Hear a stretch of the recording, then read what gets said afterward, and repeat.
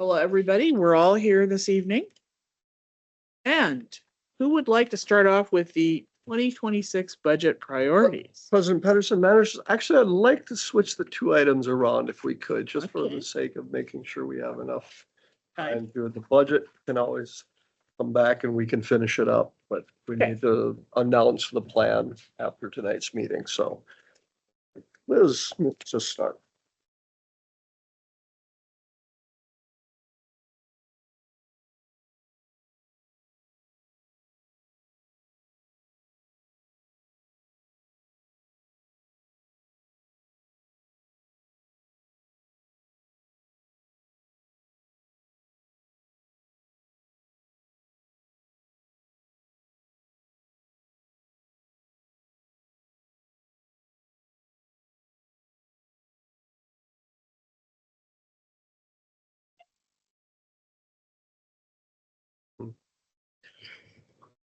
Is it being temperamental?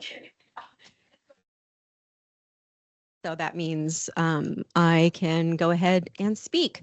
Welcome, managers. I'm going to do a pretty high-level presentation today. It's not going to be super long because I know there's a lot to do with the budget, going over that tonight. I want to give you a introduction to the community engagement for the 10-year plan.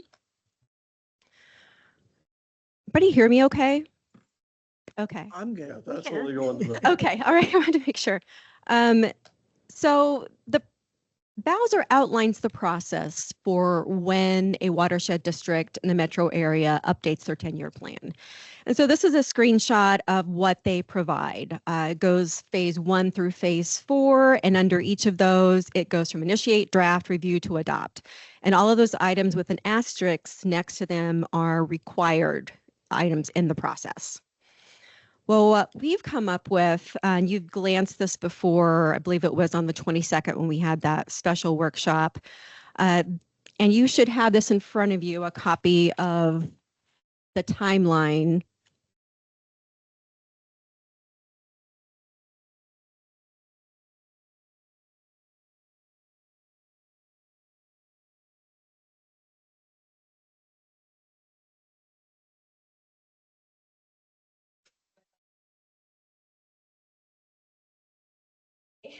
A word bubble with those 3 little dots that designate all items that are stakeholder engagement. I say stakeholder, everything from the general public to our city partners, to the county, the state. So all those items, designated items, that is stakeholder. Sorry to interrupt, but I wonder if you could move closer to the microphone. Let's just do this. It looks like it died. Terry, could we get the light there also? Is that better, Lewis? Thank you for letting us know, Louis. Yes, Louis, much can- better. Thank you. Okay, yeah, I think the microphone I was using bit the dust. So, all right, continue from there. Again, the what you see on the screen is the overall version of the 10-year plan update with the stakeholder engagement items designated by the word bubble with the 3 dots. Also on here, you'll see along the timeline on the top where it says the year and the months. The circle with the 2 arrows indicates the items or the times that which every month the district administrator will be providing an update to the board of managers. And typically this will be during the administrator report. And it, may be a longer item depending on what's going on at that particular session, such as an overview of initial feedback that we've received. You'll also see on this timeline, specifically the board of manager resolutions that are going to be needed during the process. We're going to need everything to, I believe, which is the meeting later tonight, to engage the advisory committees and notify the agency. So that's first up. Then to approve the community engagement plan, which also has to go to Bowser for approval. To release a response to stakeholder comments that we get after the draft plan has been out for review. Finally, to order the public hearing to go over the plan, and then last but not least, certainly to adopt the plan and distribute it to the public.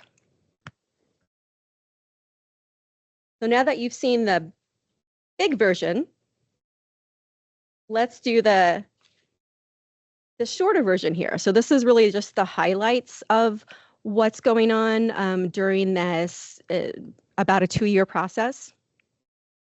The items in orange are specifically related to the plan itself. So developing those chapters, updating the chapters from the current plan, going through the revisions, when it's going to be additional revisions after the draft plan has been reviewed, and then finally distributing the plan. In the middle there, those are some of the key points during this process. Obviously, notifying the agencies is up first. Later on, we have to have a 60-day review of the draft plan by stakeholders, a formal response to the comments that we receive on that draft plan, a public hearing, then a 90-day review by Bowser on the plan. And if we need to make any changes, then we'll do changes after that as well. And then finally, the board adopts the final plan, and that's when we can then distribute it. And you'll see at the bottom the community engagement that goes along with this. So the first round of community engagement really is about prioritizing the issues and identifying strategies. And then later on, after the draft plan is out there for review, it's about input on that draft plan, gathering that, and then reflecting those changes in the plan version that would then go to Bowser. And you can see there at the bottom as well, that's where the TAC becomes really involved, is reviewing the rules and considering updates for those rules. This initial 60-day period, so the reason we're giving plan holders the notice now when there's no plan to respond to is they are supposed to take this time to tell us what they see as the issues and priorities that the district should be working on. That's what I was going to bring up, because in other plans that are coming before Bowser where I am, they're engaged from the beginning, identifying some stuff. So it's not just a response to what we've put together. Right. Yep, there. Yeah, exactly. So That first 60-day is whether they've had comments or whatever, so. right. The letter will be going out as soon as it's approved by the actions approved by the board, and then 60 days to receive comments from cities, county, state on that as we to kick off the plan.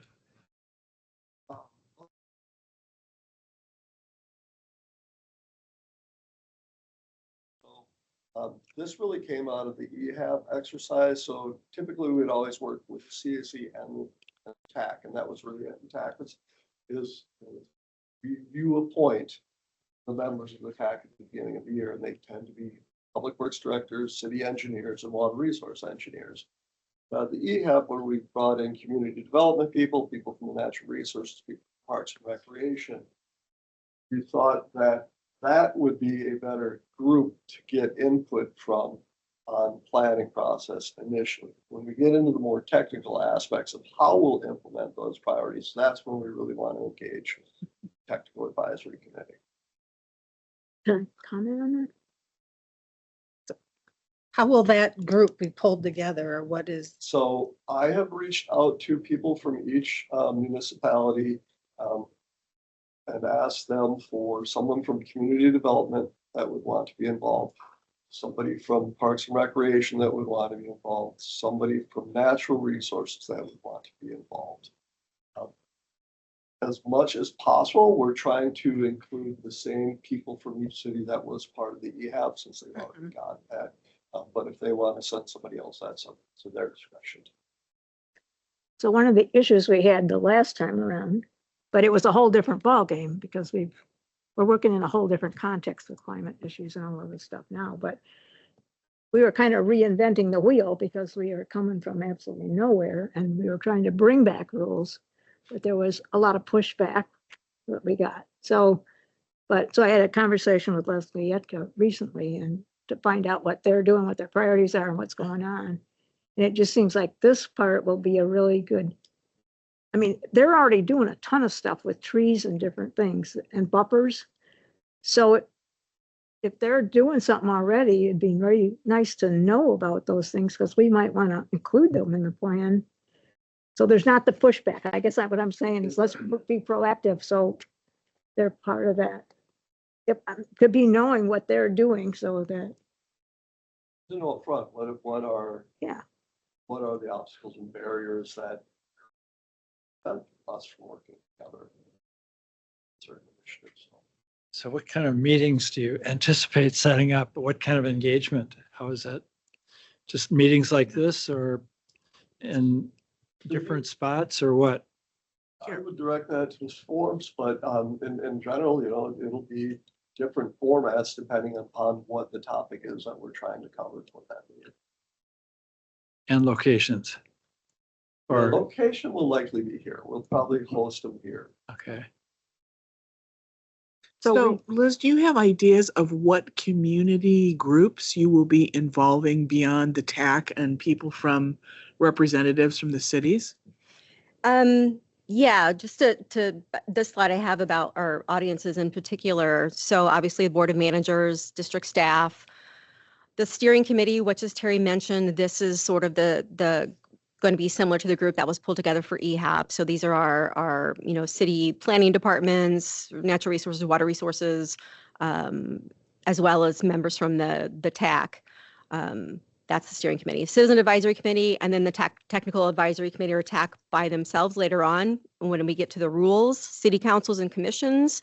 So this is where Terry's going to go to these and present at their meetings to help inform them of what's going on, which will be followed then up by a online survey.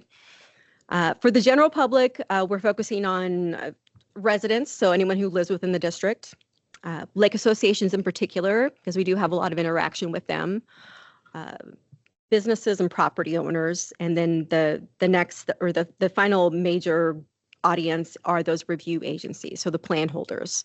The type of and tools that we plan to use is the webpage is going to be the clearinghouse for everything. That's where you go to find out what's happening next, download materials. We are developing a public input survey, which is going to be first used this Sunday. So that'll be an online survey that we're asking anyone to fill out. And the questions that we ask helps identify what are this person's relationships to the watershed district. Are they a resident? Are they a business person? Are they do they work within the district? Are they a city employee of one of our community cities? And then another second survey then will go specifically to the city elected officials when Terry, as a follow-up to Terry presenting to those groups or those councils and commissions. We're also going to be distributing this via seasonal or newsletter, subscriber emails. So we have a specific group that is signed up to receive our 10-year plan updates. So we have that group as well as like the general newsletter group that will also send the notification to. We are going to promote this at any community events that we table at, as well as our own events. Again, to encourage people to do the survey, we have a tabletop QR code that people can scan and do the survey right there. We'll have an iPad that people can use as well if they don't have their a smartphone with them. We'll promote the same thing through flyers at local public spaces like we do for all our events, whether that's a library or city halls, that type of thing. Media releases to our local news organizations, public open houses. We plan to have those as well as meetings and workshops. So just a step back, the public open house, we'll have a public open house that's open to all, as well as host a second Lake Association workshop or a summit. We do that in the spring. We're going to hold a second one this year specifically to focus on identification of concerns. And then last but certainly not least, a whole lot of meetings and workshops with our other audiences, including managers, staff, with the district, as well as our plan holders. What about Met Council? Council is invited to all. Okay. Yeah. It'll be interesting though, because Joe McKay moved on. He was replaced by Jen. I can't her last name, but she left. So I don't know who. So there's Eric Wachik. I just met with him on the 30th, and then Allison Yeah, they have a she's specific, the tribal liaison person. yeah, they have a specific person that planning process. I would always show okay here. So Eric has just moved from Water and Resource Group to Water and Climate Planner. So he's getting engaged. But they were active in this groundwater plan, and they made them hold another 45-minute or week comment period, and they had some recommendations. They weren't anything major, but given that we've got that regional, the cities that are involved in that regional wellhead protection area, I mean, there might be some people that we wouldn't have thought of normally that might want to have a piece of this, and since you're already looking at doing some well monitoring and stuff. And I that's think another all of us have health. I mean, things we while- want to add, so. No, we'll it get was to just you. more, I can't hear her when she talks to him that direction is all. Oh, I'm sorry. You're like having a personal conversation, so I Okay. can't hear. That was Well, all. you know, we have an engagement plan. Like every plan, it is dynamic. It isn't a static plan. So as audiences come or as events come up or as things come up. Patience of time and traffic. there's no- Okay. Sorry about that. So the committee I'm on, one of the committees I'm on at Bowser, we just reviewed Washington County's groundwater plan. So, and that council was real active in some of that. They had comments, they were following that pretty closely. But we've got several cities, either in our watershed or just close, that are regionally working on wellhead protection. So that's what I was mentioning to Terry. And Department of Health seemed to be taking more of an interest too. Obviously, that was groundwater, so that totally makes sense. But since those cities are looking at wellhead protection, I would think that Department of Health would be more engaged. There was litigation in the southeast part of the state, and so ever since then, they've been stepping up Yes. and been more involved. So I have some questions about some particular community groups that Sure. may be wonderful. Like, how about getting our master water steward group of people together? The past participants and our current participants, I think they'd have some good things to say. I'm assuming you're going to be reaching out to the people who have received grants from us, Absolutely. because they'll be wonderful. I'm thinking the group that is over by Spring Hill that comes in with water for us. friends of, Yes, the Friends of. The Friends of. I'm yeah. sure they'll have some wonderful things to say. The other thing I thought of is, are you including anybody like Freshwater Society? They're not on the, but that actually would be a good. And not plan on putting. Yeah, the reason why I think that they may be helpful is, one, they're working more steadily on groundwater resources these days, might have something to say about that. And also the work they've done on erodible slopes, of which we have many, and they've got the whole area mapped. I think she would really be a terrific person to try to get some input from. I mean, specifically on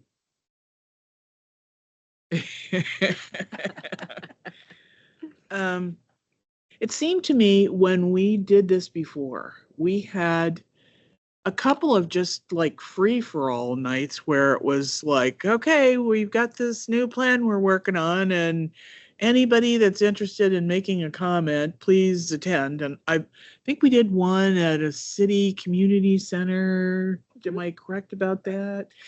And that was really pretty well attended. It seemed to me there were like 50 people that came to that, which. Yeah, we've got public open house called out here specifically, but we haven't worked out the details of exactly Right. when it would be or where it would be. But yeah, I definitely envision someplace like the community center in Chaska, or sorry, Chanhassen to hold that in. we had Peggy too from Freshwater Society. She helped Yeah.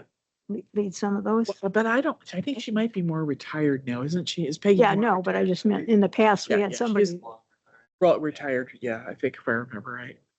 Does anybody have any other because So- now is the time.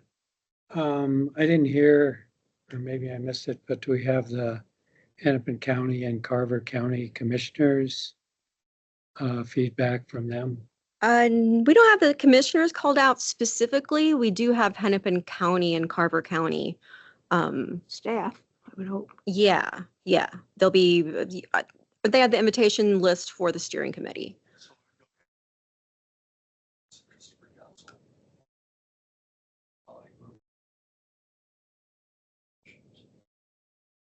Because they might have things like road construction plans and stuff that are that far out that, you know, we could benefit from coordinating our efforts. Well, they also have their own natural resource plan and climate action plan, so. So you're getting at so we can, and as much as possible. And sit out there as a standing. Incorporate it, please consider that. Information. Anybody think of any place else we need to perhaps reach to? So I was thinking about real estate groups. I had our annual townhouse association meeting last night, and we had about a dozen people there out of 48 in our group. And I did talk about our soil testing program and that, and several people have already signed up to participate, but others took some of the literature.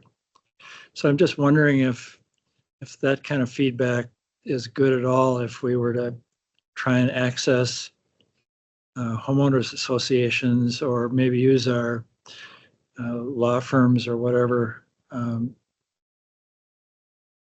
would be, Again, just to get more of a retail aspect coming in, because the questions that were coming up from our group last night, I mean, they were all around the edges of everything we deal with, but kind of unique perspective. So I'm just wondering if there's any way to get them. Real estate offices, maybe do a meeting presentation with real estate agents. I think you did one, Terry, a year or two ago, talking generally about what's going on, but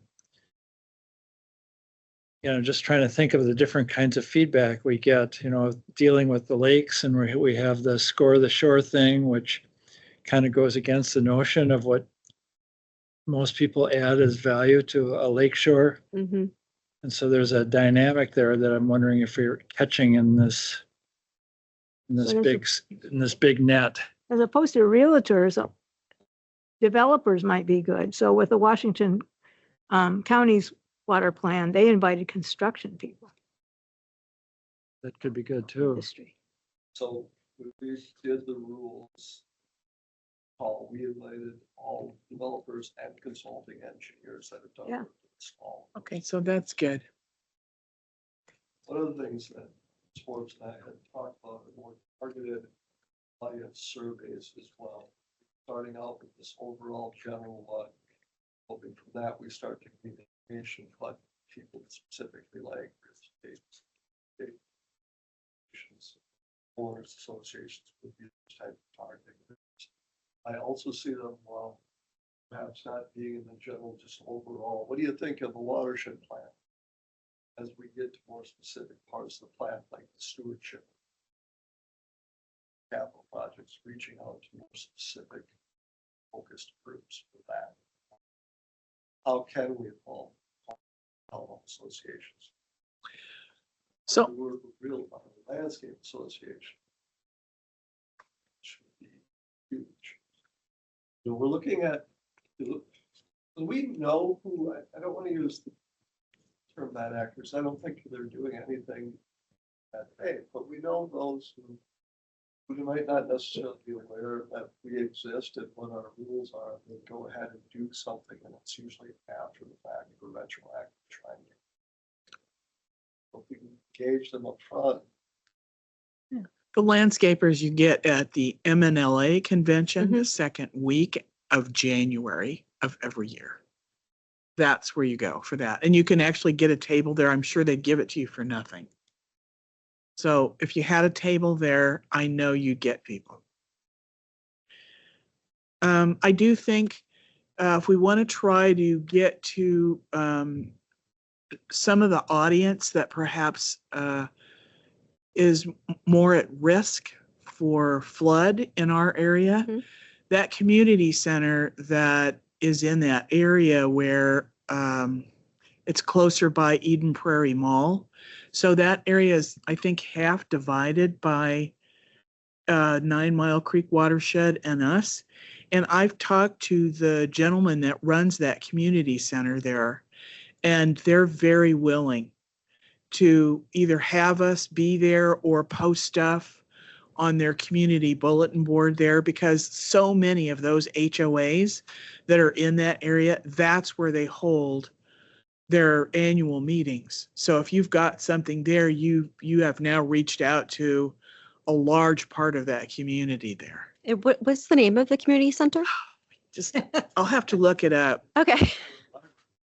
And on that vein, right, the libraries, the public Mhm. libraries, right by Yeah. like the Wilder Room, it's Yep. like that's Yep.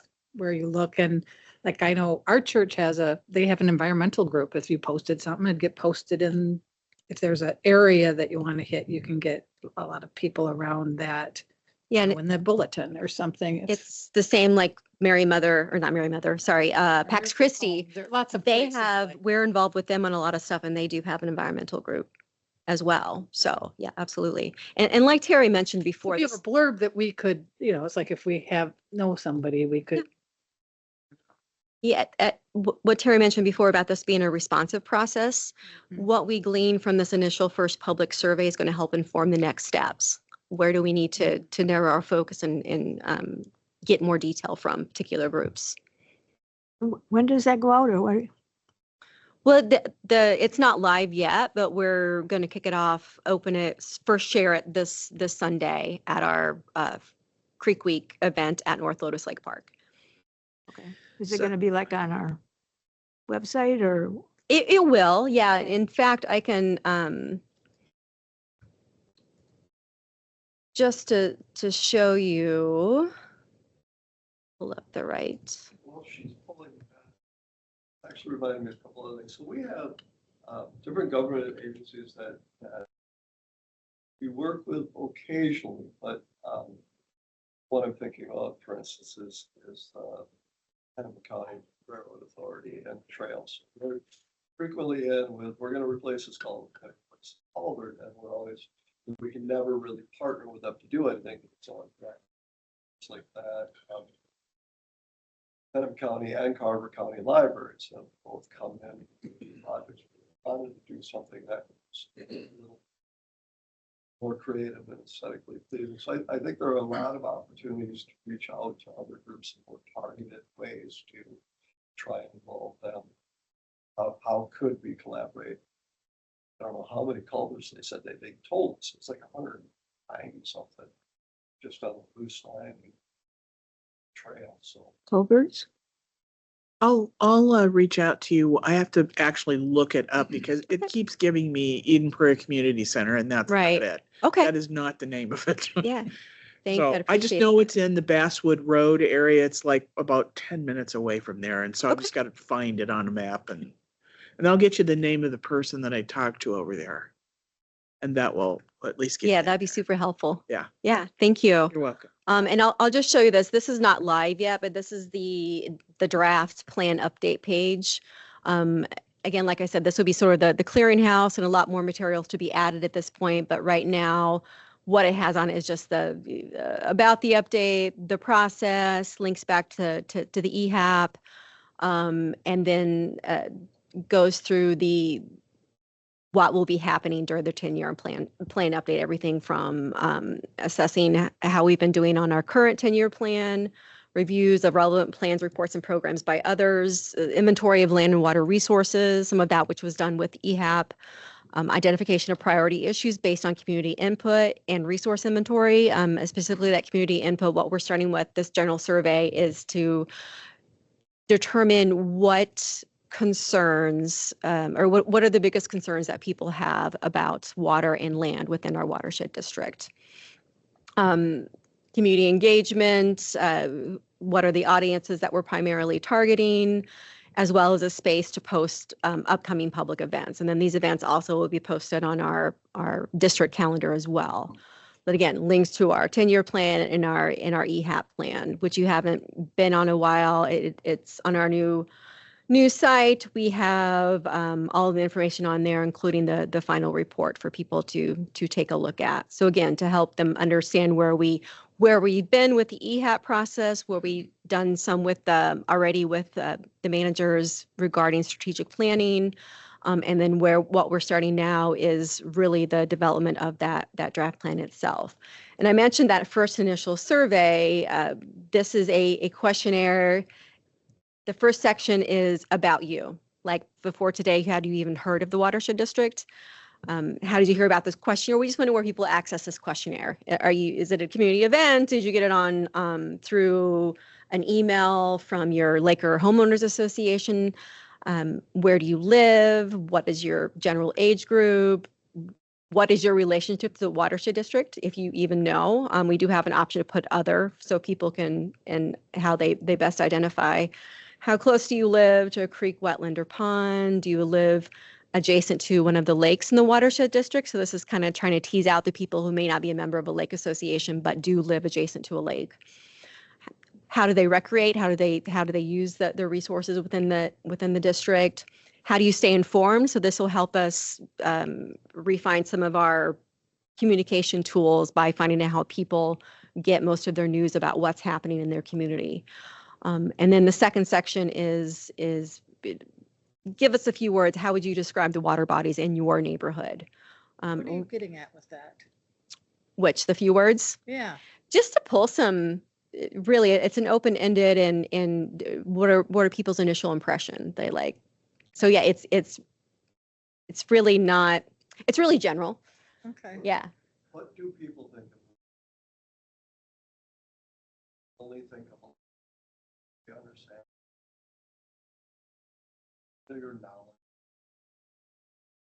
Neighborhood is like, so you mean like within the couple blocks of where you live? Yeah, we're not Miles defining, away? Yeah, not it's just defining kidding. that I specifically. would find that a very challenging question Yeah. personally. 'Cause I Yeah, think and it's how so would you limited. define, I mean, everyone's going to define their neighborhood differently. Yeah. So, Are we asking about what they understand about watersheds? Not in this initial survey, no. We're asking about what are their most important goals related to water. If there's something that's not in the list that we've already developed. What are the water-related goals you feel are most important? And again, plenty of space to add their own comments, ranking the concerns. So from this, we'll tease out like what are the top 3 concerns people most indicate from these different things. So this will kind of get at, are people most concerned about algae blooms? Are they concerned about climate change? Are they concerned about, there's not enough game fish for me to fish for, that type of thing.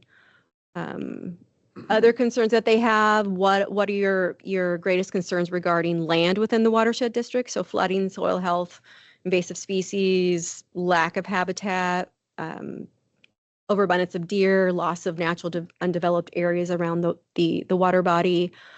And then what is your biggest concern about climate change, or are you not concerned about climate change, or other? So it's really just a very, very broad initial foray into, because this survey can be taken by anyone. So trying to keep it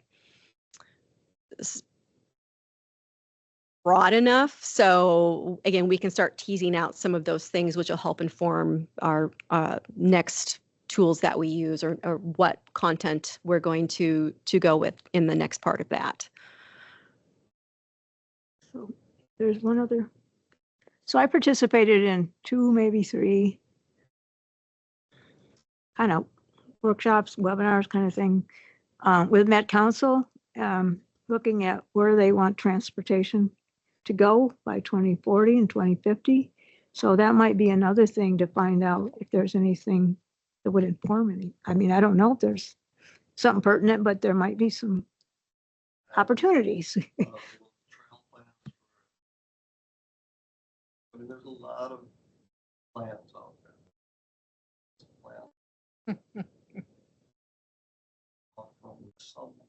Yeah. Even if it's just to acknowledge that this really isn't.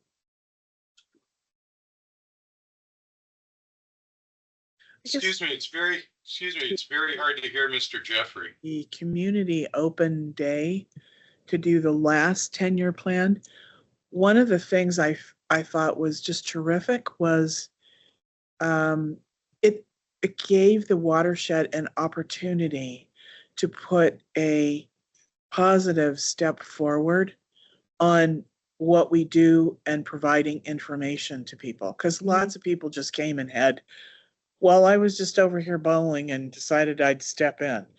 You know, Yeah, so it was a absolutely. very good way of providing information to people who maybe don't understand what a watershed district does. And that was, I thought, very helpful. Yeah, and that is, I mean, this will be coming to you later, but this workshop is just to start off this discussion about the community engagement. So we'll be developing a full plan. Again, it's still going to remain flexible, you know, adding dates as needed as we learn as we review input. But this plan will be coming before the board for review, and then it will have to go to Bowser as well for their review. And again, like you mentioned with the community meeting that was held at the last plan update, that's exactly like the purpose of an open house is especially if you're in a place like a community center, you're going to get walk by traffic, people popping in. And so it's really serves two purposes, not only to just inform people that we exist and what we do, but also what do you think we should focus on the next 10 years? So really serves a dual purpose, and it's a fantastic way. And it's the same with the events that Eleanor will be tabling at is, you know, she's the face of the watershed district. It's an introduction. And then, by the way, hey, check us out because we're going to be planning the next 10 years. We like to get your feedback.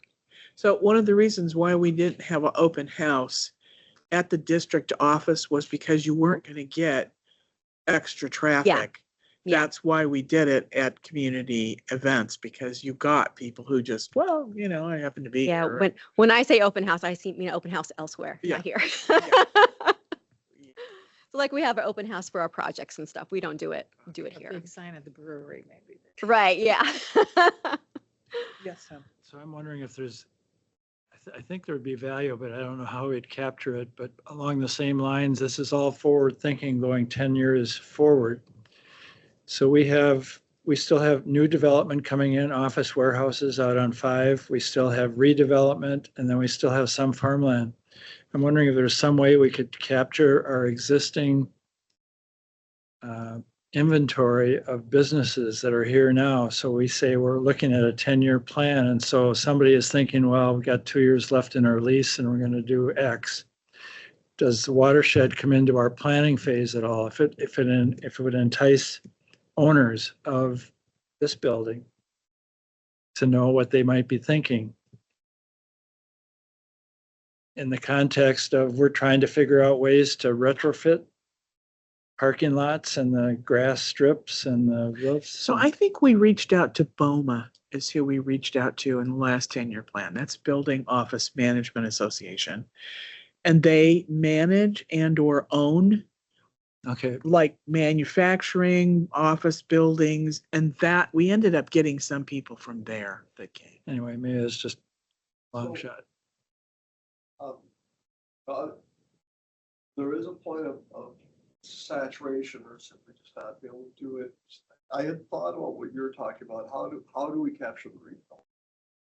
My thinking thus far had been really engage cities to get that communication to it. They tend to have the conversation building several years beforehand. Really think about assignment. Tiff is running out of it.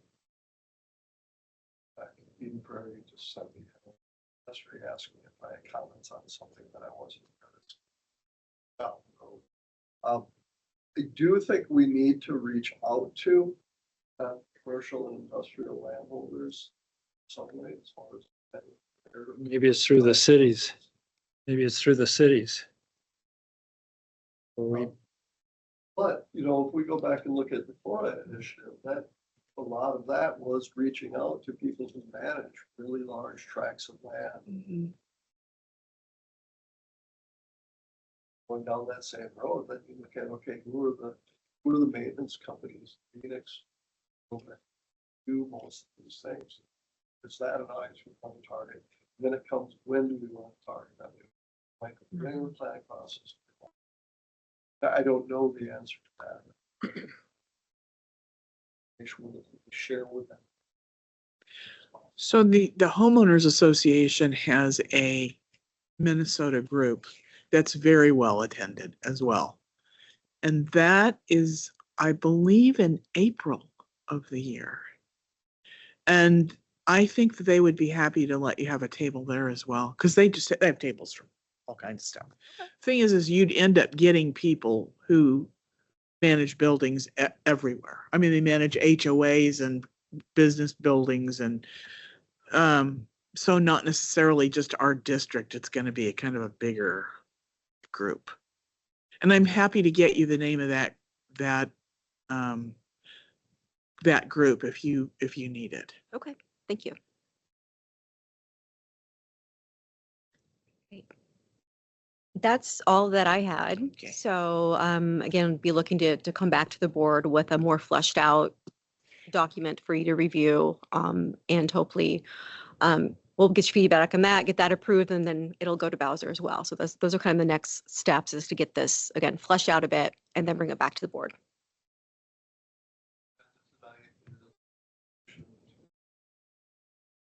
Of the process. I would send an invitation. Us to all, which is sort of obligated. Others that we have identified thus far to be involved, starting that process. So We know this is really an immense process. I mean, you just look at the number of, and then the ideas we've even given you. We know it's a big chunk. So thank you. Yeah, given that, so like we've identified some of the work the board did with some of the ecological goals and some of that, are you thinking about how to pull that as context or pull it into some of this, or?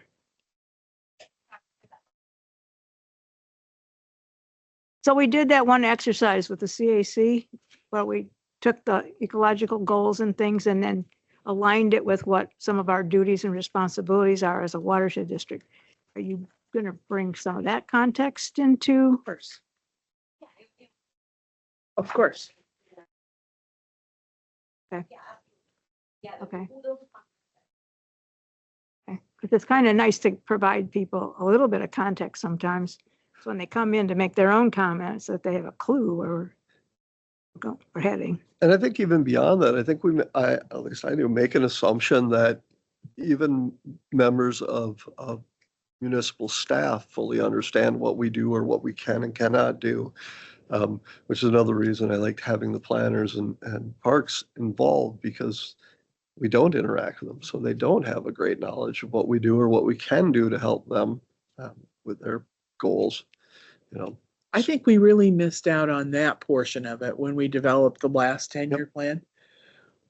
We had very little, from my recollection, very little contact with. Well, we had terrible relationships with the cities. Just It was not good. Yeah, I mean, atrocious. Those will be an improvement. city foresters are a natural nexus of somebody to be involved with, both Minnetonka, Bloomington, Eden Prairie all have ecologists on staff that do restoration and that manage the restorations. They make perfect sense to have involved in And this. there are best management practices or best practices within the Green Step cities where those are things to aim for and hitting higher levels within Green Step cities status. So, there's stuff on trees and all kinds of things.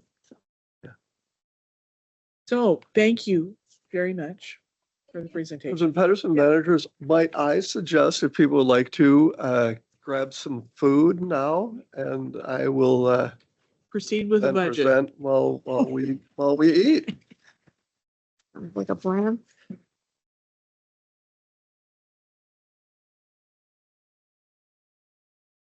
Okay. So So we're going to managers, speak while budget. you enjoy your meal, I'm gonna go through, there's a very, very preliminary budget, but there are some questions I need the managers to respond to and to kind of identify priorities and if we are capturing them adequately. I do not have levy implications at this point. I just have budget, looking at our project schedule, the things that are remaining in the plan that we want to do, some of the planning processes, the work that we've talked about, or that we had David Drone Associates do for us, an additional staff member for planning. So I'm going to go through the parts of the budget. I'm going to talk about our administrative part, our district-wide part, and I'm going to talk about the capital part. The first thing, though, I'm going to talk about is we have been teasing you for a long time about a quarterly cash flow Statement. So you don't need to see all the numbers in here, which is good. But so this is the end of it that Scott and I would look at. So what it has is, this was actual expenditures through March of this year. And the green numbers you see put into it, or maybe don't see, but trust me, they're there. They are the numbers that Scott and I would manually put into the budget so that they could have a rolling cash flow balance as they move forward. So for instance, if you look at, let me pull up the actual spreadsheet, and then I can biggin it for you. Administrative, is this the one? Oh, that's not the one, it's this one. Budget. So if we look at 25, so make this a little bigger. We'll just kind of look at, let's take, for instance, Spring Road Conservation Project. On this, we know that we are going to have payments due April of 25. We already paid that one, so that will change to an actual. We're going to have a payment due in July, and then another payment due in October. So how Redpath set this up was they just took the 3 preceding years and looked at the percentage of the budget that was spent in each month, so that they could spend it all out over the course of the year rather than having some nebulous reserve number in there. And so then we have gone through and gave it actual numbers. So these will go back to Redpath to be incorporated into it. So the next time we present it, it'll be all updated, reflected. So some of these numbers that are in here, if you tried to add it up, it isn't going to work out to the budget items right now because there are additional items in there. Some of the other things to note is, for instance, payroll. What will happen to payroll, these numbers will change because roughly $14,000 will be taken evenly. We'll get to that in a second. I'm going to hold off on that because we'll talk about that in a second. So anyway, that is the first part of this, but that's not the part that actually we use, or the treasurer uses, to look at it. So the next we have is the monthly cash flow. So here it isn't broken out in detail. So you'd have to look at that other sheet to know the detail that's broken out, but it would look at estimated expenditures for each month. We have our starting cash. Oh, I can't do it. Starting cash balance, disbursements that are going out, or ending cash balance. Then we would have any money that was put into sureties. And so this is our cash on hand then on the bottom. So Treasurer DeVell and I did put in 5 investment vehicles, rotating on a 3-month basis, 3, 6, 9, 12, so 4. And then at the end of the 3 months, we'll take that, and it matures. We look at it and say, do we need that cash, or should we roll it into another year CD? Push it out to the end. Right. If it's going to be reinvested, push it out. Right. Or if there's something that we're aware of in between, it might go out halfway. Yep. Yeah, so we can make a decision of what to do with that. As it sits right now, we were rather conservative with this investment, so we still have plenty of cash on hand that we could invest in as we move forward. And then the last part of it is our actual applications. Don't worry about that. That's a leftover heading. Ms. Forbes made me a nice presentation about 3 years ago, and I keep using the same one over and over and over again. Actual budget to actual. So right now we've received no revenues, little of our urban income, but compared to last year. So we've taken in 91,000, we've spent 784 to date, 12% of our budget. That was as of the end of March. So these would be the annual report. What I foresee us doing is we will go through these, Scott and I will talk about the actual projects, schedules, what's coming up next, when we foresee having a pay application or other large expenditure on those projects due, so that you can then have a better idea of where we're at overall their budget. And then monthly, Manager Develop, please jump in or correct if I'm wrong. Monthly, then we would really look at a ledger, checks, bills to be paid. And then quarterly go through in detail where we're at with it. So this 12-month schedule, so this is done, this will be done quarterly, right? Correct. 12 months forward looking, and there's only one number on here that ties into any current, and that'll be the starting cash balance. Everything else is projections. Yep. A varying degree of certainty, which only the two of you know, right? Correct. Hopefully we'll be able to convey it well enough that the rest of you will have that same degree of certainty that we have. But yes, and that's a really good point. There is one number that will always be accurate. That is the starting cash balance for that month. And everything else is projected out from there. Okay, so if you get this quarterly, are we talking April, August? So so I was kicking that around because we do it December, do we end in December? Do we start in January? Really is what it boils down to. And I am open to what the managers would feel better. I guess there's a part of me that says December would be better. It's the end of the year, but then, well, we don't have everything in December anyway. So January makes more sense. So my thought was, January, April. It also seemed that December, like last year, you were very busy with a lot of stuff with Minnesota watersheds. It's like there wasn't a lot of time for you to work on some items, if I recall. Yes. That there's a lot being squished into that time period. And that's the other thing, is that this is a lot of manual input. This is not, the only thing that's standard is kind of the format. Everything else requires, here's what we had last year. What does it look like? What's this project now that got moved forward or back? It doesn't populate automatically. It has to be, these two guys have to review it and with the staff. And so it's pretty labor intensive. I mean, it's a labor intensive look at the future.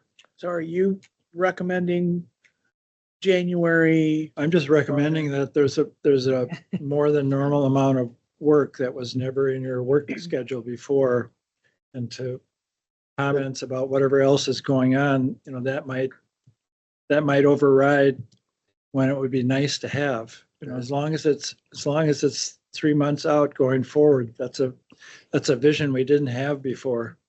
Right. And we can do, Our property taxes, that's our what I was county thinking. stuff, that comes in December 1st and July 1st. So January makes sense to me because then we would have that first half. So let's, if the managers agree with that, I'm January, April, July, October. It doesn't have to match up with anything else. Again, this is an internal Yeah, this is- report August, to we help could do August because plan our cash Well, Hopefully in have that July. Disbursement then, yeah. and manage our cash reserve, as well as look at things that we might not look at, in that kind of a detail. Manager Crafton just had a good point, since disbursement comes in July, in order to have it, maybe August meeting. So maybe it isn't just a regular 3 months like clockwork. Maybe we set, here are the specific months where it would be best to have it. And then try and make that match as close as possible to quarterly. Just make sure we don't go between Right. reports. Well, staff's so busy in Sure. July and June. I mean, It makes more sense. to not have that you'd be accurate busy, than but to have- necessarily in the same things, but Yeah. Yeah, there's a lot going on. Or when we here. need it to do July, Sure. the next thing. Okay. yeah, in July. Yeah, okay. For that, let's do that. Let's do that. Okay, on to this year's budget. Again, these are budget numbers. I did not consider the levy at this point. I tried to keep our budget as close as possible to what we've had in preceding years. What I'm showing in this column are really what just fits into our 0-0 fund, all of our administrative costs.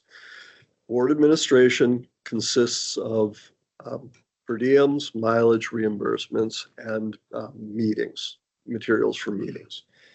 Employee costs are salaries, reimbursements, professional development, life insurance, health insurance, vision and dental insurance. And then general office. That's all of our utilities, everything else. And that's where Right. we've really kind of seen the biggest increase of late. Dues and insurance, this has given us a lot of confusion over the years on what this is. So dues and insurance right now is League of Minnesota Cities, really is what it boils down to. It is our membership in the League of Minnesota Cities and the bond that all of the managers have. We still do Chamber of Commerce. Yep. Professional services, that's engineering, that's legal, that's our recorder, that's our accountant, our auditor, everything that fits into the professional services. Committee is CAC and the TAC. And then fleet management. If you'll remember my administrative report, we talked about replacing a vehicle this year or in 2026. The Ford we got from the University of Minnesota back when Projemic was doing all that, where we bought it for the University of Minnesota, and then Is that one of those surprises? yeah. Yeah. But in looking at the current, just doesn't seem like 26 might be the best year to buy a vehicle. So I did not program any money for a vehicle in 26. We'll see what happens with Tariffs? tariffs and everything else. So, but really, one question I do have with board administration, and I don't have feelings one way or another of it, but I'm trying to get as consistent as possible with the managers and per diems.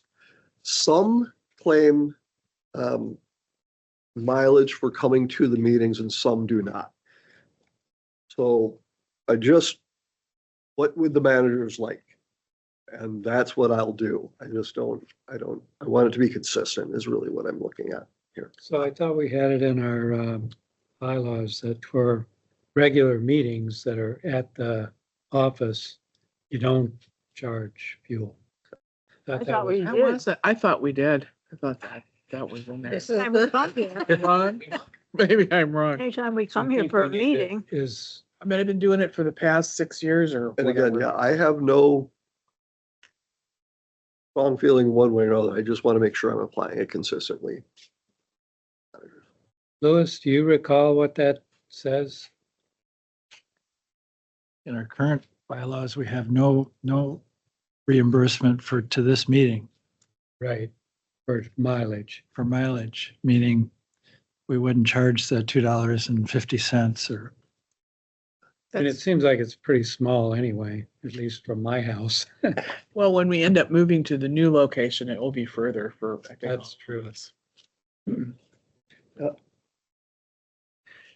My recollection is that it's silent on it. Louis, are you with us, Mr. Smith? Yes, I am. Here he is. I don't think I need, I don't recall, and I can double check. Okay.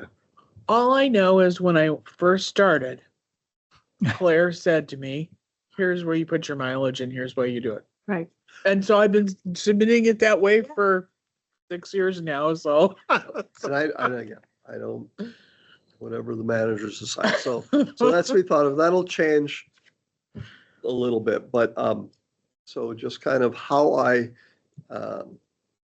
arrived at that number. But if you notice, it went up, it was way up, but that's because we were constantly having special meetings.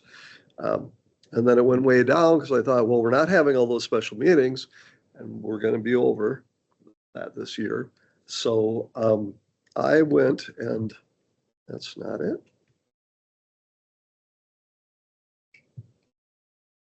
With transfers, nope, that's not it. Bear with me. Under manager someplace. Yeah, under comparisons. So in here, this is how I calculated. Wait, no, administrative. Thank you. No, where is it? Admin details. Okay, so I have the managers attending 12 regular meetings, prepped for 12 regular meetings, 4 special meetings. I don't know how many we'll have, but we'll set aside 4, prep for those meetings. I have 2 managers attending 12 meetings a year for committees. There are 3 committees if they meet 4 times a year each committee. I have then everyone going to the annual conference, everyone going to the legislative session, 1 manager at CAC 12 times a year, 1 manager at Metro Mod 4 times a year, and all 5 going to summer tour, which is 2 days long.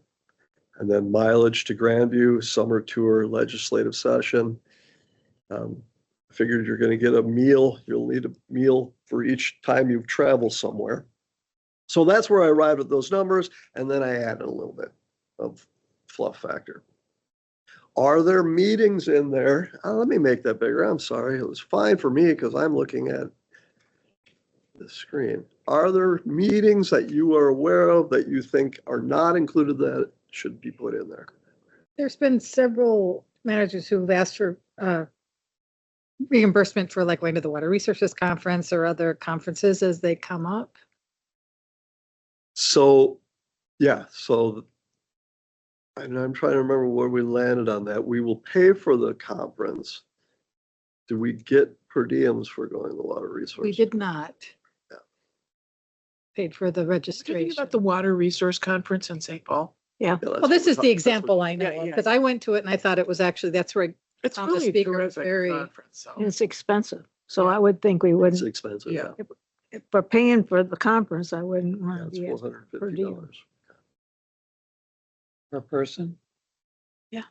Yeah, but not all of us usually go. There's usually. And I do have, like I said, so this comes up to what, $25,000, and in the budget itself, I've got 37.5. So there is additional funding. it's almost as it like maybe each manager has the option to find a conference that, if they, as it comes up, there was the soil conference you were talking about, or there was, there's just different things that keep going up.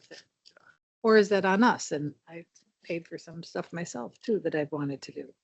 Yeah, and that's where the extra, like I said, the extra 12,000 is in there for that. I think we leave the extra 12 in there because the Yeah. fact is that any education all of us get really helps the watershed district in the long run. I mean, we're using what we learn to help the watershed district, so I think it's legit. in decision making. Yeah. And again, when on this overall budget, this isn't make or break. There were a couple clarifying questions I wanted just to make sure that I was capturing it. Okay. Okay, in the administrative costs underneath employee costs, did you include the new people? Yes, so Okay. that employee cost includes 1 new employee at grade 4 or 5, somewhere in that range. And it includes the steps based upon the David Drown Associates salary study that was done. Okay, And it includes then para based upon the new salaries. Um, it includes a 10% increase in health insurance costs. Um, Anything over that, I think we need to revisit as a body anyway. So yes, I think it does not have a COLA in there. I didn't include a cost of living increase. We're just jumping with this next step and going from there. I think they're estimating 3%. That's what David Drown said. Yeah. I think you need to put that in there. I do not see inflation going down No, or staying level. I just don't. I think we got to budget. Our employees are the most important thing that we have. Right? Does everybody feel the same way? Yes. So do we have just one employee? I thought we were talking about more No, than- no, he's got two actually in here. One at a grade 4 or 5. oh, nope. He's actually right. I only put the one employee in there. I've left, so we have the accounting, Mhm. the budget for accounting. So I left it as though we're sticking with our current accountant. And then that money could be taken and applied to the other accountant. Now, I can put a second employee in there, and that's fine too. Just how do the managers want to do it? I did it with just looking at one new. As project long as manager. there's money one place or another, I don't think it really matters at this. But we talked about a project manager. Yes, but So- that's in there. Project manager is in there. That's in there. included. That's the grade 4. or That's 5. why I called it's grade 4 or 5. Okay. Yeah, depending on- that's what the The grade. That's the accounting new one. theoretically gonna save money, right? I mean, that's our plan. Yes, the idea is we're gonna move it from accounting into our own person, but as long as the money is in there somewhere, if we hire somebody, then we just take it right out of accounting and move it over to administrative costs. To me, I think that's fine. Is that okay with everybody? It's the same duty. It's the so- same thing, yeah. General office, those numbers are pretty fixed. That 201, 350, that's based upon the rent and all the utilities that we're paying. It's assuming a 3% increase in things across the board, actually 2.5% increase in costs there. Where are you? I am on general office right now, which is Okay, all of our, sorry. whoops, blah, blah, blah. Still in order. Which is all of our utilities, telecommunications, cell phone, internet How much service. of an increase? Pardon? How much of an increase did you? About 2.5%. Same for What I that. kind of I took the average of our invoices, 2.5%. It increase. seems low, just. Well, some of them are fixed. A lot of them, like our rent, the leases, it says it's scheduled for increase. Lumen just sent me the new numbers, so those are actual numbers for Lumen. So it was kind of electricity and gas that I went with the 2.5%. Well, that's good. They're fixed. That's nice for us. I don't think anything's fixed anymore. So on our rent, I mean, we have a portion of it is rent and a portion of it is real estate tax recovery, which is going up at 7 or 9% or whatever. So that's half of our bill is going up at 7 or 9, not the fixed contract amount. So I'm just saying that there's Yeah, that's a good these point. provisions in everywhere that, And we're responsible for all maintenance. so all of that, so probably Yeah. half of it is fixed by the lease and the other half is going up at least at inflation, if not higher. Well, what do you think it should go? Well, probably 6, at least 6. Okay. Everybody agree? Well, we're 6 paying instead a of 10. little over 10 grand a month just for the rent, much less It includes everything else. half of that's going up at a 7 or 8% rate. So, and I think it's not safer. fixed. It looks like it's safer to put fixed it in. based on the way we categorize it, but it's not fixed. Well, there's a certain amount of certainty though for the year. You think? Okay, now I have another question, and that Sure. is underneath the committees, have you included some money in here for what we're gonna need for meetings for the new 10-year plan? Because That's in the, yeah, that's in the 10-year plan budget. that's in the itself. 10-year plan budget. Yep. Okay, so So it's that's- not in here. Okay. Yep. So this is just if we do special things with CSE, bring them out to Spring Road, for instance, or have volunteer appreciation night. That's where Okay. this is going to. Okay. And then fleet management, again, that's throwing darts at a wall. I don't know what fuel costs were going to be, and I don't know how many miles we're going to drive. So just kind of looked at what our fuel costs were. Hope it's enough. Okay. Next. All right, so this is the minute we answer those questions. Ask, oh, apparently I already had the table in here. Yeah. So it's there it is. Ask the question. All right, district-wide initiatives and programs. So here, bottom line, over the last 2 years, it's actually decreasing about $90,000. The reason being is we've eliminated opportunity projects because they don't really work the way we had hoped they would anyway. You know, we're still going to be a plan amendment. We're still going to, so we might as well just plan the project, have a plan amendment, levy the funds for it, and do the project if it's warrants being done in the first place. So that's 420. That's not in there. What we've added for the 10-year plan is now $175,000 in this budget. Data collection, we reduced a little bit. Repair and maintenance, trying to build that back up again. We've had discussions, real loose discussions, that it's probably something we're going to want to be doing it to work with the cities. We don't necessarily yet know how we're going to implement it. So really 150,000 is probably not enough, but with the 100,000 that was in there, actually that 100,000 isn't in there because we transferred that over to do the lake management plans. So this will be the first money in there. So I think though, until we know how we're going to implement it, I think that will be adequate for what we're looking at. You know, the last time we made a large expense out of it was to the Lake Susan iron enhanced sand filter reuse to repair that. But I think moving forward, we really want to be in discussion with cities of, you know, how can we help you do your maintenance? Will you let us put that in if we help you with the maintenance costs? So originally, I mean, we've combined all the money we get, but there was a repair. Is it called the same thing? Mm-hmm. Repair and maintenance fund. It was about 250 grand, as I recall. Yep. Okay. Yep. So I mean, it's good to have something in there for sure.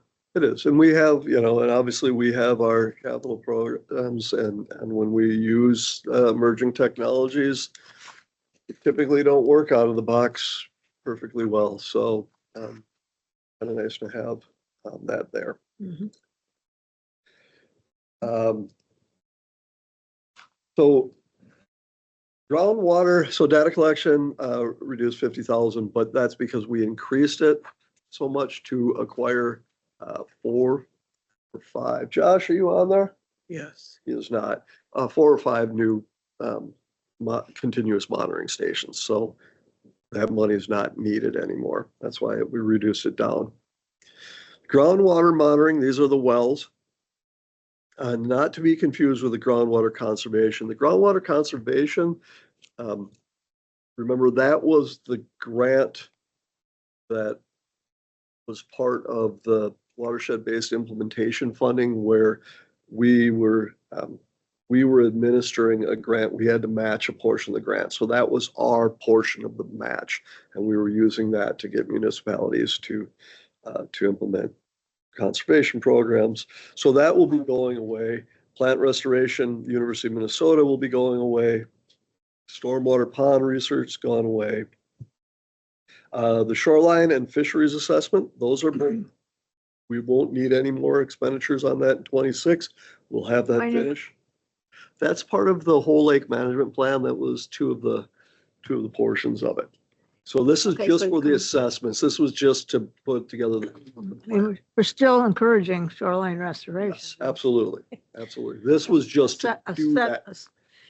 As a separate pot from what Joe's doing. Yeah, Yep. okay. So this was just to do that part of it. So 1.5 million, what it boils down to. Let's see if there's something else. So AIS prevention, that's the inspections. That's important. Yep, so that's City of Eden Prairies, Carver County, and Chanhassen. Um, This pays for that and has enough left for rapid response like what we did with Lake Ann. That's like a good faith thing, Yep. as much as anything. This is too busy, same thing. All right, so capital improvements, it was a lot to put into one sheet, and maybe, yes. Back on the last one, education and outreach, why is that flat over 3 years? I mean, it seems like education and outreach is going to be a growing part of our program. It's already big, but it feels like it's growing. And we're talking about all these other meetings, and part of it's for the 10-year plan, but part of it is going to be an ongoing, I think it's going to be a shift to ongoing more engagement with everybody. So it seems like that should be going up rather than staying flat. Just The reason I observation. kept it flat for this year is because we'll still be putting together the plan in 26. And so not necessarily having any specific new initiatives come out of it. The other part of it is we're usually spending 60 to 75% of it. So we haven't been spending all of our, Okay. fund. But I think that's a very valid point. Yeah, because incentivizing things, based on our conversation, I mean, that's going to be huge, Yeah. right? Yep. Yeah, and every time we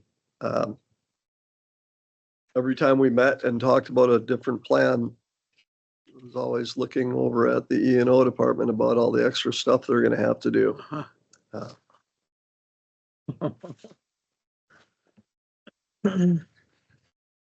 Okay, so capital projects. Let's see, I must have an easier way to show this to you. Comparison, yeah, Must be a backup part. you go to the comparison, okay. So. That bigger. All right, so we're just looking at creek by creek, so top 3 rows is Bluff Creek. We have the wetland restoration at Pioneer. So the contract that we have right now, actually tonight you have a change order from Sunram. And that is to do an additional 3 years of maintenance on the Pioneer wetland restoration. They finish up spring of this year, then, right? July. So spring of this year. We won't be doing anything in July.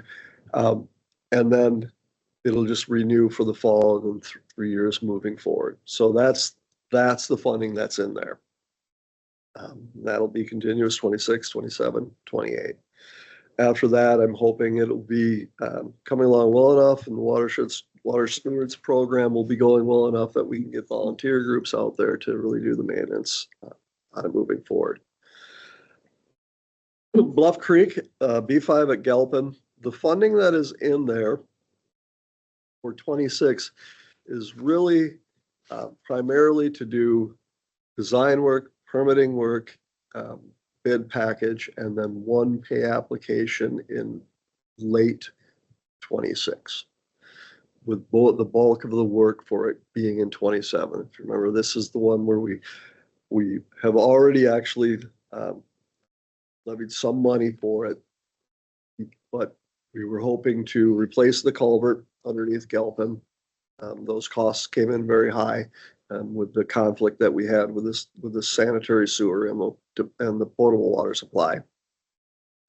And we looked at trying to align the project with their project, and that didn't work out as well. So now I'm trying to do the opposite so that we don't have the upper Riley Creek and the upper Bluff stack right on top of each other. And we've got to come up with $5 million at one time to pay for all of those. So when we get down to Riley, we'll see that our schedule for Riley now is to come to you in July to authorize advertisement for bids, solicitation for bids. Process those, come back to you in September to award the contract to whoever the apparent low bidder is, and then do that work starting November, December, January through April. And then the fisheries restriction will go on, and then we'll start again. So we'll look at that. So, and then Bluff Creek at Galpa would be to start the following winter and work through 27. Can Finish I that. ask a question? Yeah. Okay, so Liz, you were working on something at one point, you showed me. So we got all these different reaches and you were trying to do a visual so that we had a better sense of, and I've been thinking about something along that line. I mean, it'd be really neat to have something that shows, and Josh is, you're scoring things all the time and improvement and all that stuff, but is there a way to, okay, this is where the reaches were, they were whatever problems and how much progress, kind of, if there's any way to show the bucket's fuller or I mean, in terms of what we've done to manage the risks. Yeah, is there a way to have a visual? Because I mean, we see all this stuff isolated, but I'm thinking a GIS storyboard. Yeah.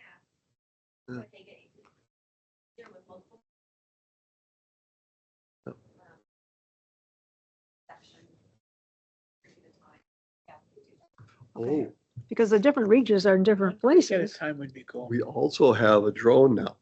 Do we have a battery yet for it? But we have a drone, so we'll be able to add actual flights of these areas into any kind of storyboard we do. So Okay. Yeah. It just would be nice context for I agree. when we're looking at this stuff. Okay, we are making progress. We've done these. Yep, no, Or I agree. something. I agree. Okay, so that is Bluff. Riley Creek is next. So really what we were looking at Riley Creek, the Spring Road Conservation, I put together the budget assuming we were going to have to make all interest payments as they sit right now, as the contract for deed is. So that's what that's budgeted for, including Hennepin County taxes and including payments to TDI on the promissory note. Our big expenditure is Upper Riley Creek. I just talked about the schedule, but that would be to get it going this fall. Get moving on that. St. Hubert, they redid the prairie last year. We just went out there. It looks really nice now. So this is just in there for our portion of the maintenance. I'm looking forward. Minger paid to have the prairie redone. So they paid for all of the prep and redo.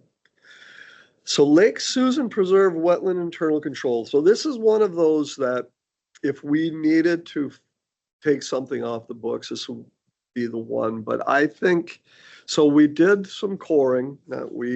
Josh and Joe did some coring of the wetland that is on the south side of Lake Susan. I don't remember the exact numbers, but it was in magnitudes higher than the release rate in Lake Susan itself. We're talking phosphorus. Yes, so we are quite certain that it is a large contributor of load to it. So And this is just internal loading. it's what's happening is the wetland releases, and then that gets flushed out. It has very low residence time, and that's going just directly into Lake Susan. We do have the spent lime facility there, but that can only take such a small volume of water that while we get good removals, it's not enough. It's just not nowhere near enough to actually make a good impact on Lake Susan. So are we driving volume into it in order to fulfill other requirements? No, we can only take so much. So it just, Right. so we have it's handling all it can. So there's It's no like way to, capacity, yeah. no way to get anything else out of that. So we want to look at is a in lake or in wetland treatment appropriate for it. So With an an alum alum treatment. Interesting. Pardon? An alum Yep, treatment. an alum treatment of the wetland. Lined it up. Okay. And that coupled with Upper Riley, I think we will have addressed the external load to it, then we can start looking at the internal loading in Lake Susan. It is a very poor performing lake, very poor performing. So, and I'm hearing from the residents, they're really anxious to see something done there. So, so I'd like to keep it in there. I'd like to do a plan amendment to actually direct a project. That makes towards sense. that. I mean, at least now you got a better handle on what's causing it, so. Right. Exactly. So that's us, our biggest jump. 1.9. Now, remember, all of this won't have to be levied. We have levied in the past for Upper Riley. So we'll have to do some levy. It's about a $3 million project, but we don't have to levy all 3 million for it. So I'll have better numbers for you at July of what that levy is going to look like. So when we have these, whatever, CDs or whatever we're putting the money into and then it comes due, are we kind of tracking that to put into something like this? So that's what we'll do with each quarterly report. We'll look at, so Scott and I will say, where are we at with the project? And we'll say, oh, we're going to have a pay application, and that pay application is going to come due, and it's going to be about 950,000. And so when something comes due, we'll say, do we have cash on hand, or should we take this and just use it straight for that? So it'll be an ongoing iterative process, but at least we'll have it'll be defensible, you know. Right. You know what I'm saying? And then Riley. There's very little in Riley. Upper Riley should be done by 26. No, we're going to have more pay apps in 26. Why didn't any show up in our? No, we'll be done. Upper Riley, it does. Aren't you into purgatory? Oh, yeah, You're in we're in purgatory now. Sorry. Purgatory, all we have is the North Lotus Lake improvement. And really, this is just for design, community engagement, working with others for that. The Kerber Ravine, we might take it back. The city might do it. It's kind of sitting in a holding pattern. You've probably had more conversations than I have. Managers, the city of Chanhassen a week ago submitted a request for permit modification for their 25 street projects to roll in Kerber Ravine restoration into that project. So at this point, I'm thinking it will fall on the city to take care of that project, and that's why we're not proposing any budget. The other part, if you remember the Lotus Lake project, we took LL1, LL3, LL5, 7, and 8 and put them all together into one project. I don't remember what Frontier was, LL8. So two of the Kerber Ravine and LL8, the city is doing with their road project now. LL3 was underneath Powers, right? That was the ditch coming out of Green Park. Green Valley. That we think is really a public works issue. It really is just, it's a very simple project, doesn't require much engineering. And then, so really we're just focusing on North Lotus Lake on what was LL1 for this. If the city needs help with Kerber Ravine, well, you know, if their design isn't, if there's a way it could be enhanced, we might spend a little bit to have engineer Sobiak or others look at it. But really right now, and then so we're looking at 27, 28 for North Lotus Lake expenditures to be going. And that gives us a total annual budget of everything combined of about 6.2 million, about 300,000 less than last year. But So, yeah. With Mitchell and Red Rock Lake watershed studies, is there no projects that are going to come out of that? So that will get rolled Seems into like our we did a plan. Study, and then we learn enough to say, okay, this project would benefit. So think of it as this is replacing all of our UAAs. And so our UAAs then were used in the plan to set our capital priority sets. So there might be something that comes out of it, but probably nothing that would be shovel ready till 27 anyway. Okay. So it'll get worked So it's into a our, matter of timing. So which line are we looking at here? So we're doing the Mitchell and Red Rock watershed study. We're also doing Ann, Lucy, and Susan studies as well. Is this What part of the Manager whole Ziegler is saying, well, great, you've got the study. Are you going to do something with it? And the answer is yes, but probably not until 27 Or later. or later, yes. Work it into the next plan iteration, so. Are we incentivizing a little cooperation and land management on that? Sure, sure. So yeah, that's our thoughts on the budget and the things to prioritize. So it's the plan, Upper Riley, Kerber, Upper Bluff, and North Lotus Lake. But we won't really know how to quantify some of that until Joe does a lot of that work, right? To know exactly what we're feeling, Right, correct. where we want to go. So the modeling is going along swimmingly, right, Scott? Sure. Swimmingly. And Josh and Andrew have been working very hard and Kaylee Hine working hard on the shoreline, the fisheries, lake vegetation. That's almost finished, which is good because now they're getting in the time where they really don't have much office time anymore. And then the wetland piece, Zach and Rachel are working on and helping Joe with. So we should have a completed plan out of that easily before the end of this year and hopefully much sooner than that. So that's moving along well. When you talk about the wetland part, Zach, are we getting some instruction, or maybe you're just brilliant and can intuitively do it, but that new assessment tool, the Minnesota, Wisconsin assessment? So I got to circle back to Staff Dickhausen on it. I don't want to put him on the spot right now. I know he did. He was going to use it this summer to try and kind of compare it to what he's going out. We weren't going to do all of the wetlands with it, but he was going to do, some representative sampling to see how it worked with the other. Am I putting words in your mouth or jobs on your desk? Mr. I mean, no. I mean, if you want, I can take a quick second and talk to that just for a quick second, if you'd like. Yeah. Yeah. So with this new tool, once again, just a reminder for everybody, this is that new initiative tool that's being developed. A bunch of organizations on it: Minnesota DNR, Bowser, Wisconsin DNR, MPCA. Very much so a tool that is going to bring a much needed update to MinRAM. Well, not even an update to MinRAM. It's replacing MinRAM because that hasn't been actually updated by agency, like Bowser, for 2010, I believe.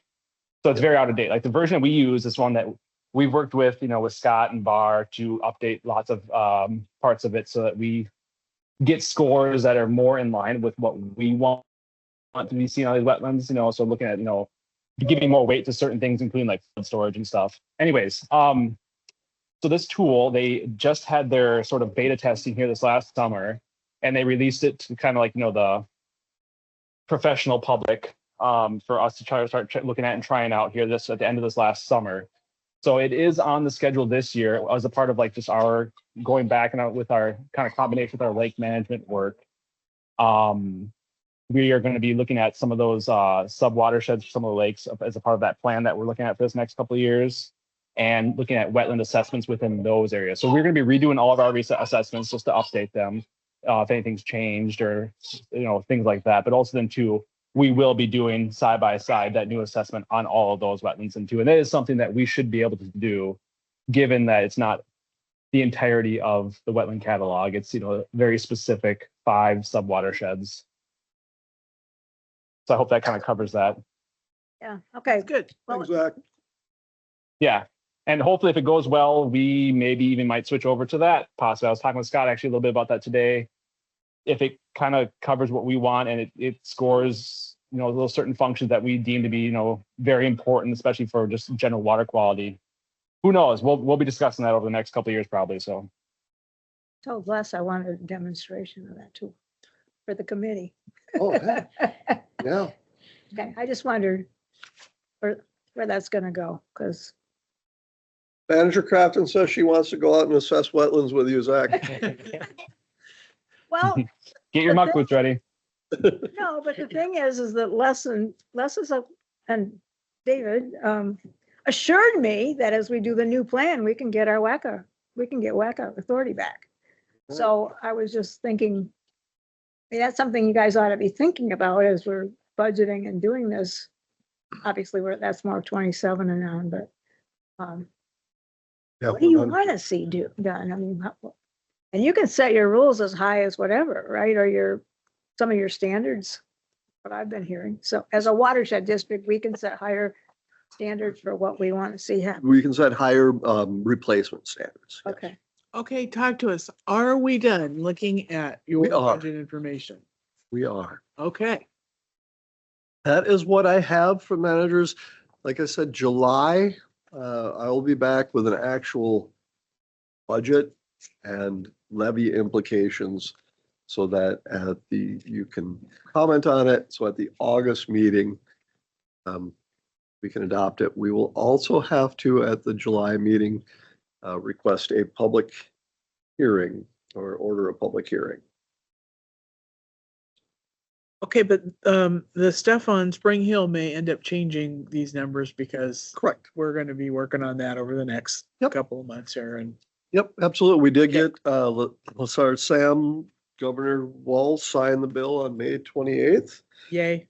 So that funding is available. So I'm working with Mr. Smith and DNR and Lassard Sam's on the hoops, basically. So you submitted whatever paperwork is. So it's guaranteed pretty much. That's what you're thinking. Okay. Yay. Unless I miss some deadline or don't do something like that. And that is what I have. Okay. Well, I think that concludes our workshop. We have about 10 minutes for everybody to just get up and stretch before we're back into the next section of the meeting. So at this point at 6:47, we'll adjourn.